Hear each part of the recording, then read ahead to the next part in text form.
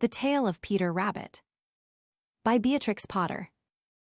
Once upon a time there were 4 little rabbits, and their names were Flopsy, Mopsy, Cottontail, and Peter.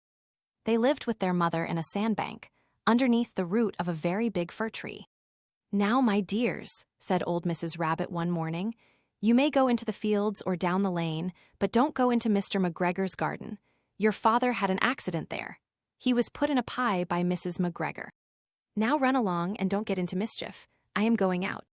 Then old Mrs. Rabbit took a basket and her umbrella and went through the wood to the baker's. She bought a loaf of brown bread and 5 currant buns.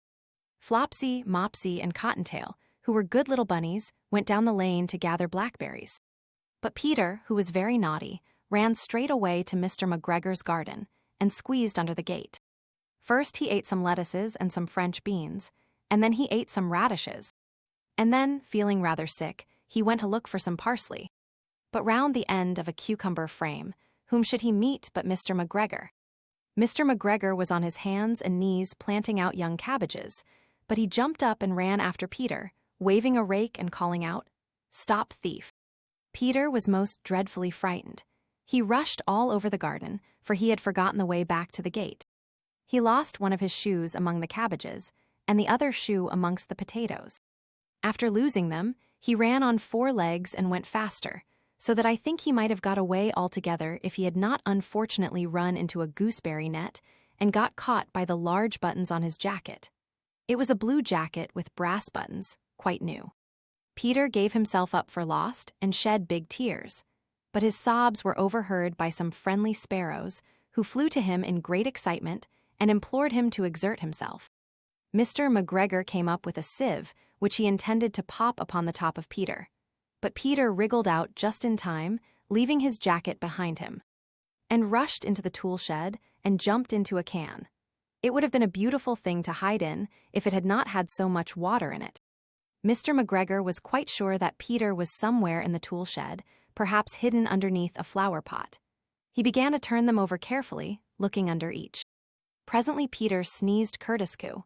Mr. McGregor was after him in no time, and tried to put his foot upon Peter, who jumped out of a window, upsetting 3 plants. The window was too small for Mr. McGregor, and he was tired of running after Peter. He went back to his work. Peter sat down to rest. He was out of breath and trembling with fright, and he had not the least idea which way to go. Also, he was very damp with sitting in that can. After a time he began to wander about, going lippity-lippity-not very fast, and looking all round. He found a door in a wall, but it was locked, and there was no room for a fat little rabbit to squeeze underneath. An old mouse was running in and out over the stone doorstep, carrying peas and beans to her family in the wood. Peter asked her the way to the gate, but she had such a large pea in her mouth that she could not answer. She only shook her head at him. Peter began to cry. Then he tried to find his way straight across the garden, but he became more and more puzzled. Presently, he came to a pond where Mr. McGregor filled his water cans. A white cat was staring at some goldfish. She sat very, very still, but now and then the tip of her tail twitched as if it were alive. Peter thought it best to go away without speaking to her. He had heard about cats from his cousin, little Benjamin Bunny. He went back towards the tool shed, but suddenly, quite close to him, he heard the noise of a ho-scrrich, scratch, scratch, scritch. Peter scuttered underneath the bushes. But presently, as nothing happened, he came out and climbed upon a wheelbarrow and peeped over. The first thing he saw was Mr. McGregor hoeing onions. His back was turned towards Peter, and beyond him was the gate.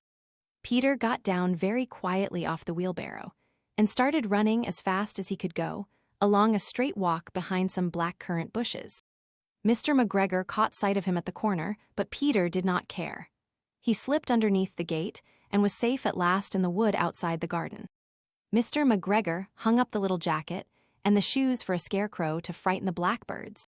Peter never stopped running or looked behind him till he got home to the big fir tree. He was so tired that he flopped down upon the nice soft sand on the floor of the rabbit hole and shut his eyes. His mother was busy cooking. She wondered what he had done with his clothes. It was the second little jacket and pair of shoes that Peter had lost in a fortnight. I am sorry to say that Peter was not very well during the evening. His mother put him to bed and made some chamomile tea, and she gave a dose of it to Peter. 1 tablespoonful to be taken at bedtime. But Flopsy, Mopsy, and Cottontail had bread and milk and blackberries for supper. The end.